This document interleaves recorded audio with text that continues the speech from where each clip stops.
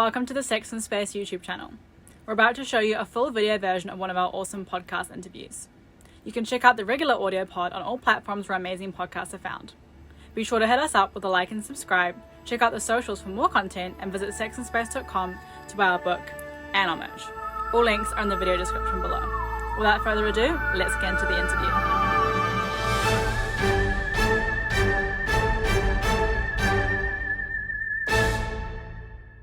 For this episode, Tim spoke with Angelique Jurd, who writes male-male romance fiction, which she describes as people-driven stories about slightly broken boys. Angel's first book, Jesse's Smile, was published in 2018. When she first went through school, Angel got a degree in languages before travelling around the world, starting a family, working as a business journalist, before going back to school to study English literature and media studies, and finally ending up writing contemporary gay romance. Let's get into it.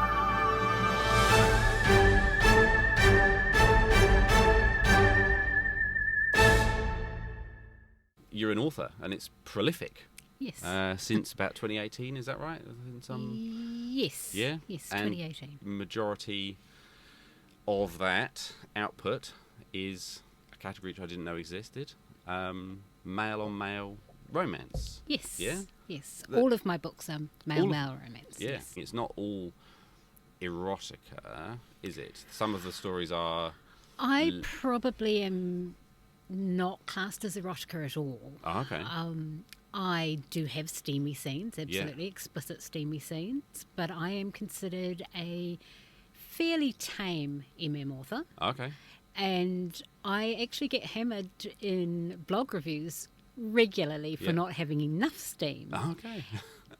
My one claim to fame is that I have a review for the Mason Jar where a man who was reviewing said there was too much sex and not enough romance. Okay.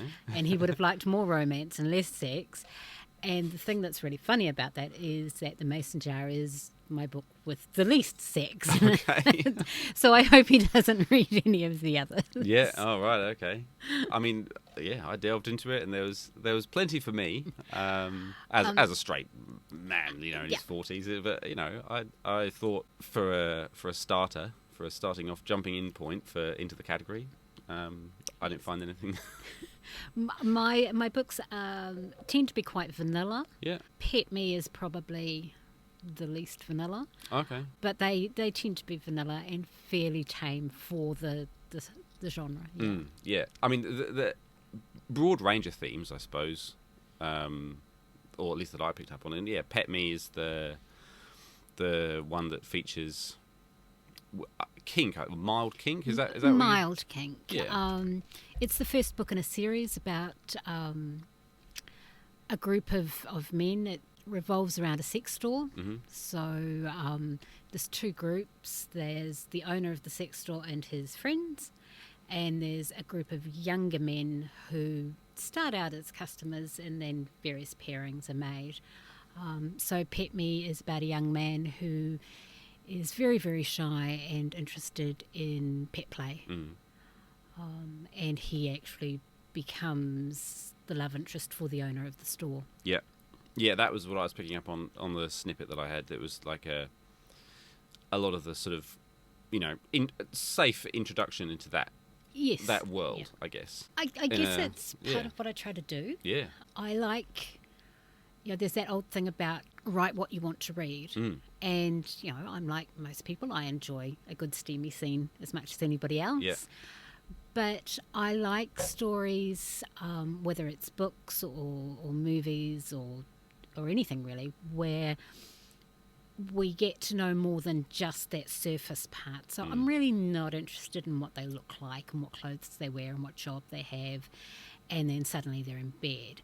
I really want to know more about them as people. So for Pet Me, what would it be like if you had a young man who came from very limited means, very limited experience, who was curious about something that he couldn't get a lot of information on because of his circumstances, who was in a situation where he didn't know who to ask, where to ask it, how to find out. He's got very limited funds, so he's saving up for a particular object that he sees.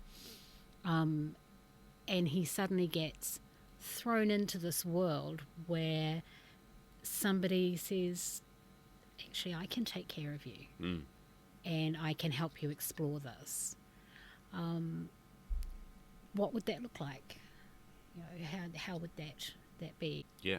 You studied languages, is that right? And then, you know, family, career, etc. Tell me that story about how you got started as a fiction writer. What sort of... I probably started as a fiction writer when I was about 7. Yeah. So I've always wanted to write. It's all I ever wanted to do Yeah. was write. I was extremely good at English at school. I figured that I would be a journalist because that was writing that paid. Because in those days I sort of didn't really associate being able to be a fiction writer with myself. Yeah. So when I left high school, I promptly did something else entirely. And ended up getting a degree in languages. I'm bilingual in French, and I speak a smattering of 4 other languages. Brilliant. Very badly, I might add. I lived in France for close to a decade. Oh, wonderful. Got married, started a family, came back to New Zealand, grew the family, went into management because, you know, that was a sane thing to do. Yeah. Marriage exploded, and the kids and I moved to Auckland. And I thought, well, you know, our whole life is completely upside down. Why not take it a little bit further? And I started just ringing around places and saying, look, I'm not a 20-year-old journalism graduate, but I can write. Could I start at the bottom?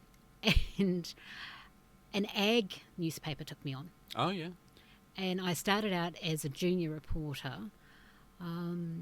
for Straight Furrow. I moved on from there to becoming an editor for a business newspaper. Okay. And I, at one point, had 5 papers in my stable. And from there to a glossy IT magazine. None of these things interest me in the slightest, I might add. But I was writing, so that's what I was happy about. And I did get to interview some amazing people like Peter Snell. And, cool. You know, some very cool people. Yeah. The only problem was that by the time I was at the IT magazine, I was a woman in my 40s with no formal qualification. Right. And in journalism. So my male colleagues were all earning sometimes 20, 30K more than me. And I often had the bigger job description. Yeah. I never missed a deadline. You know, I was getting good responses. I was getting good revenue into the publications, but because I didn't have that piece of paper and I was a woman, journalism is notoriously misogynistic. Right. I could not get the money. Yeah. So I quit, basically. I quit and I went back to school. Yeah. And the plan was that I would get a journalism qualification so that I could go back, maybe get a magazine or a publication that I was interested in, and, you know, earn some decent money. So in my 3rd year, I took a creative writing paper because I needed to round out the last few credits, and we did a workshop. And the workshop was write a 3,000 word short story. Mm-hmm. So in good student fashion, by now I'm 50, I have to add. I went, I'll get to it. I'll get to it. Oh my God, it's tomorrow. What the fuck am I going to write? Oh, what am I going to write? What am I going to write? Memories. I know, right? So when my kids were going through uni and freaking out, I was in no position to lecture them because they'd watched me doing exactly that. And so I came up with an idea for a couple who wanted to have a baby, couldn't, and the sister-in-law of one of the couple said, well, I'll be a surrogate, and it blew the family apart. And I thought, that's that kind of works, but it's sort of dull and I don't really have a hook to make it a bit different. And then I thought, what if they were both men? Okay, that works. So knocked out the story, handed it into my workshop, and when I opened up my email, all I had was, what happens next? Oh, brilliant. What happens next? And I walked away with an A- in it, and they said, we need to know the rest of the story. Yeah. So that was the end of my degree. I finished and I'd applied to do my master's, so I had 12 weeks before that started, and I thought, okay, I will sit down and figure out what happened next. And 12 weeks later, I had a book that sold Brilliant. to a small independent publishing company, and I was over the moon. Yeah. You know, it documented this couple from the time they meet through to having a baby, and I really enjoyed it. And I thought, this is really good. I'm still going to go back and, you know, do my master's and go back into journalism. But I wonder if I could write another one. You know, could I do it again? So I wrote another book, offered that to the same publishing company, and they went, nah, not interested. Right. And I was really disappointed and thought, oh, now what do I do? And a friend said, why don't you throw it up on Amazon? Oh, okay, fine, I'll throw it up on Amazon. My sister's good for this kind of thing. She'll buy a copy and I'll be able to say, I've sold a book. Yeah. And, you know, life will go on and I'll go back to journalism and yada, yada, yada. I put Jesse's Smile up on Amazon, and Jesse's Smile is about a young man who is neurodivergent with a whole raft of comorbidities, who works in a pet store, and he meets a teacher, and it's the story of their relationship. And I got a message in my Facebook Messenger about a week later saying, we really think you need to go and have a look at Amazon. And Jesse's Smile has been nominated for 2 awards. Didn't win them, but it was nominated. It's still my bestseller. Brilliant. When I run it for free, it regularly goes to number 1. Yeah. It's the book I get asked about the most. It gets recommended. You know, there isn't a day that I don't see it recommended somewhere. And I was really blown away. I had no idea. I was like you. I didn't know there was even an thing on Amazon. Yeah. So I did no marketing. I did no promotion. I did nothing. It did it all on its own. Dream scenario. And I often think to myself, if I had known what might have happened with that book, you know, what could have happened, but these are so I was so blown away that I went back to the publishing company and said, I want my book back, please. Yeah. And they said, and I said, no, I really want it back. Give it back, please. They gave it back. I broke it into 3. Yeah. Threw it up. And I am currently at the moment finishing book 9 in that series.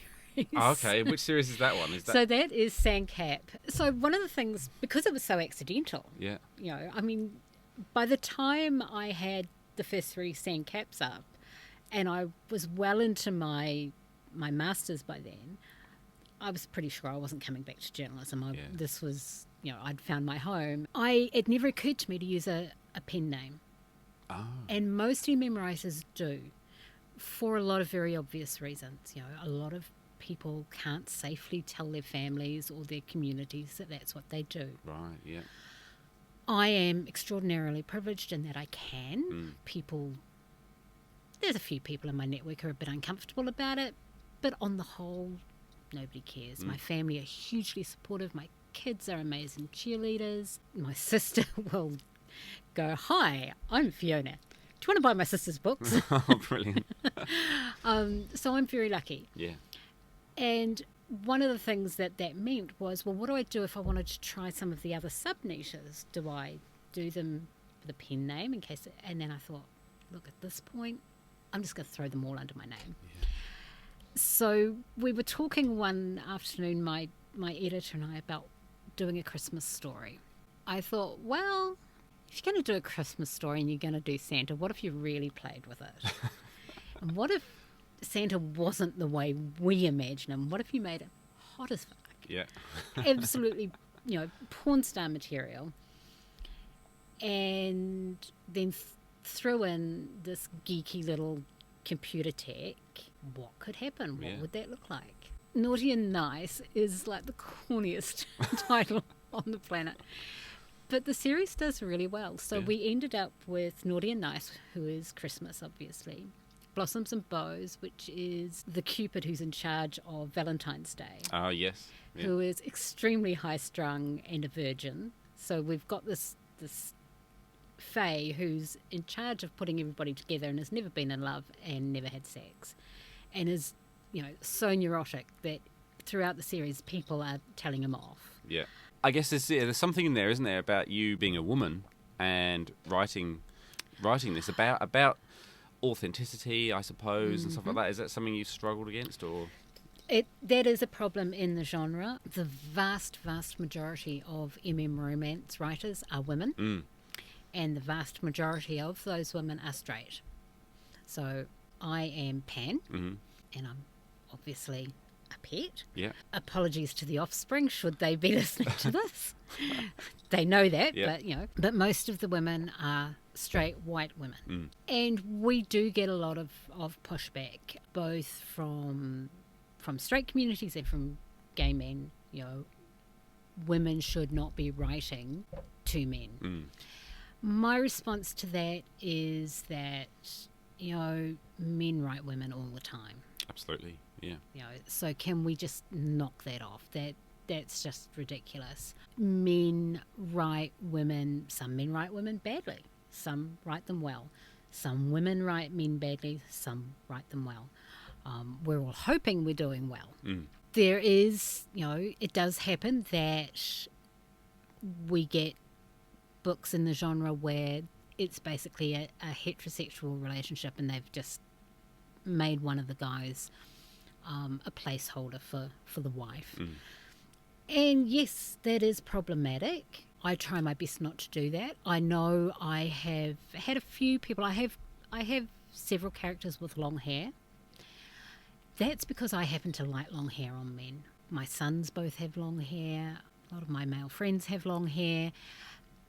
That's all it is. I'm not trying to make, apart from one who is gender fluid, and they have long hair in their story because they're gender fluid. But most of them, it's just that they have long hair. Hair does not have a gender, guys. No, yeah. Your audience isn't 100% gay men, as one might expect.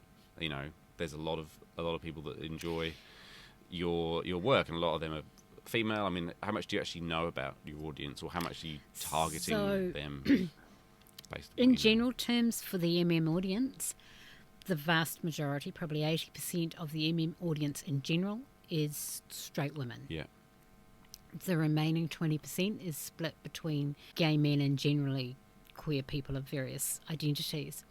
My audience, I know anecdotally from various polls and things that I've done, is roughly 45% gay men. Okay. And the remainder are women. Yeah. I'm not quite sure how that happened. Again, it was accidental, but it was a happy accident. Yeah, totally. I know Sandcap is very popular with older gay men who like the soap opera side of it, in that it's very much just a series about these two men in their lives. Yeah. They do very ordinary things. They take their kids to school, they go to work, they have arguments. There's always a big thing that happens in each book, and they're always ridiculously over the top, but that's what the readers like for some weird reason. But the meat and bones of the stories is just this normal everyday, and they're not butting up against, hey, look at them, they're two men, or they're not really butting up against any barriers. They're just living ordinary lives, doing ordinary things. And they like that. They like to see a happy ending. And, we all like to see ourselves in stories, and we all like to see ourselves as the winner and the hero, and, the guy that gets guy or the guy that gets girl, or whatever it is that you want to see. Yeah. So I think when you write that, that's kind of my strength. My website says, people-driven stories, slightly broken boys, because all my guys have, some sort of trauma that they're dealing with. But it's very rarely is it attached in any way to their sexuality. It's some other issue. Yeah. And I think that that's part of what brings the men into my readership, is that they like just seeing the normality of it. There's, they can pretend that, the world actually doesn't give a damn about who they sleep with. And we all like that. We all want that, I think. Absolutely. The audience, the other part of your audience, the females, what do you think? And I don't want to conflate, your work with porn necessarily, but we've certainly seen studies where women's porn searches tend to be lesbian at the top, then gay men followed very closely behind that. And so it's very interesting just to think about, I'm sure you have, that you are telling real life stories, there's romance in there, there's complicated characters and all the rest of it, and then there's the fact that it's two gay men. I mean, what do you think is pulling the women so in? let's be honest, yes, sex sells, and I am not going to stop putting steamy scenes in tomorrow. I like them, my readers like them. I think everybody assumes it's the female equivalent of guys watching girl on girl. Yeah. And I guess to some extent there's a little bit of that. It's a bit different. It's often very erotic, often particularly OnlyFans. You've got two very good-looking men. There's no woman being degraded or used. You get the same sort of those dynamics around the, hey, I don't know how to word it, where you see the stuff where there's, the slapping and the forcing and the humiliation and stuff. But those don't tend to get a lot of pick up with women. They tend to like the more nurturing, realistic as porn can be. So quite often couples who have social media personas who share, so I'm thinking of people like there's Pup Amp and his daddy, there's quite a lot of influencer couples on social media who also have porn personas. They get a lot of pickup because the women like to see the relationship side of it. That really speaks to me. I mean, I think you're onto something. I mean, I would imagine that a lot of men could watch porn on fast forward and still be able to, jerk off to it. Whereas the women want the story.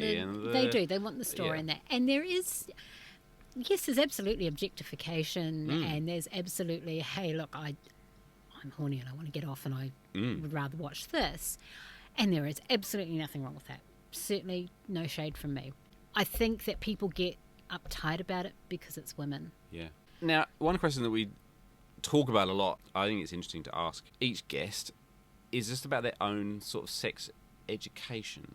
So I was a teen in the 80s, the early 80s, what's more. I remember at age 10, 11, my mum giving me a set of books called Where Do I Come From, What's Happening to Me, and they were kind of cartoon illustrated and very popular at the time. And at the time, I think she was quite liberal for the era. That sounds it. And compared to me bringing up my children, she was quite strict. But for the era, she wasn't. I was certainly not forbidden to date, and I wasn't forbidden to wear certain clothes or makeup or anything like that. And she always made sure that I was safe. Marched me off to the doctor at 16 and put me on the pill, and we didn't have huge conversations around safe sex or around sexuality or anything like that. But I had a freedom that I know my girlfriends didn't have. Yeah. And a lot of my male friends didn't have either, for that matter. A lot of what I learned, though, in real terms, came from books, came from romance novels. Judith Krantz was huge at the time, and she was one of the first women writers to really write erotic scenes in a mainstream romance novel. Yep. As opposed to, say, somebody like Jackie Collins, who, you know, with The Stud and the Bitch and books like that. And my mother never had any problem with me reading any of those books, you know. So by the time I was 14 or 15, I had read way more erotica than most people have read in their lives. And I knew I really enjoyed reading it. I was always quite liberal. I wasn't I've never been a terribly social person. Like, I'm not a social butterfly. I have mild agoraphobia. Mm-hmm. I have ADHD. I knew I was quite unusual in the sense of I was a bit weird. I remember in the third form, which would have been 1979, 1980, we had some sociology students asking, were there any girls in the class who would be happy to go to work and let their husband stay home and look after the house and family? And I was the only person who stood up. And, you know, 31 other kids were looking at me going, what? So I always knew I was a bit of an oddity. I also knew very young that I was attracted to both men and women. And that wasn't something I could share. Right. So I just never did. I had girlfriends at university, but I was never terribly open about it. In the late 80s, it was still not really... I mean, you saw same-gender couples around campus and things, but I wasn't social enough to really be part of the community at that point. I certainly wasn't a prude, and I was interested in what I was interested in, but I just kept it very private and to myself. And again, just everything was read. Never hugely into porn. I didn't mind it, but it was never really the thing that... Got to go out your way to find it, haven't you, back then? Well, exactly. And, you know, nobody in their right mind was going to admit that, were they? Then I got married, because that was one way of just being normal, and had my children. And I knew that I didn't want my children to grow up feeling weird. So I tried to make sure they had a very open education around sex, that not that they saw it, but that they knew that it was a very normal part of life, as opposed to like, no, we don't talk about that, and we don't. They all had the option. They could go to the school sex ed night, or they could sit down in the bedroom with me. Yeah, and they all opted for school because they knew me way too well. Yeah. And they've all grown into normal functioning adults. Yeah, that's good. They're three of my favourite people. So but my education continued through them, watching them, you know, navigate this much newer world than the one I'd grown up in. And again, whenever I had questions, I went back to books. That was always my first step. Now it tends to be internet, but again, still written word. And then when I started writing, I got to a point where I thought, you know, I am in no way a big name writer. You know, I am a very solid second tier writer. I have no issue with that. But I use my own name, and I decided it was time that I needed to be open and authentic. So I came out probably about 4 years ago, via Facebook. Okay. And then had to rapidly email my mother in case one of her friends, she's not on Facebook, but a lot of her friends are, and make sure that none of her friends told her before I did. Yeah. My mother's response was, well, that's the worst kept secret in the entire universe. Yeah. My kids went, yeah, what's for dinner? Yeah. My partner knew anyway. So, you know, it was the world's biggest non-event. So that was coming out as pansexual, is that right? Yeah. Which, as I understand it, is just an attraction to everybody. Anybody. Yeah. There's a horrible term called hearts not parts, which I don't like because it suggests that everybody else is only interested in parts, which is Oh, not yeah, true. I see what you mean. Yeah. But the truth in it is, I'm not attracted by gender. I'm attracted by a person. I think that, I wish for everybody who came out that it was as much of a non-event. That's how it should be. Yeah. Everybody should just go, yawn, yeah, whatever. You shouldn't even have to have the conversation. It should just be, Well they're done. dating whoever. Yeah. Who cares? Yeah. When I owned up to my kitten, that was an education all over again. Yeah. So tell me about that. There's a writer I really, really like, M.A. Innes, who writes lovely, sweet, fluffy, very spicy MM. And they had a series, a trilogy of pup play, and I spent 6 months going, I am not reading that. Right. I am not reading that. And I sat down one day and thought, why are you so knee-jerk against reading these books when kink doesn't bother you? Yeah. None of this bother. Why? So I made myself read them. And Emma Ennis writes just the most beautiful characters, and I fell in love with these guys. They're just gorgeous. They're a throuple, so there's 3 of them, 2 pups and a master, and the pups were just adorable. And I sat there going, I totally get why they like their time as a pup. But I knew that wasn't who I was. So I just went back to my life. But it kind of stayed with me. And I knew that there was a part of me that wanted something, some way where I could unhook from the world, just be me, and kind of, because I'm quite a, believe it or not, I'm a bit of a hermit because I have this really bad social anxiety. So I don't go out a lot. I get really nervous. So if you'd seen the freak out this morning before I came in here, yeah, like major anxiety attack, something that could help me deal with those things. And I started sort of sniffing around the pet play community and reading about it. And I got the idea for Pet Me.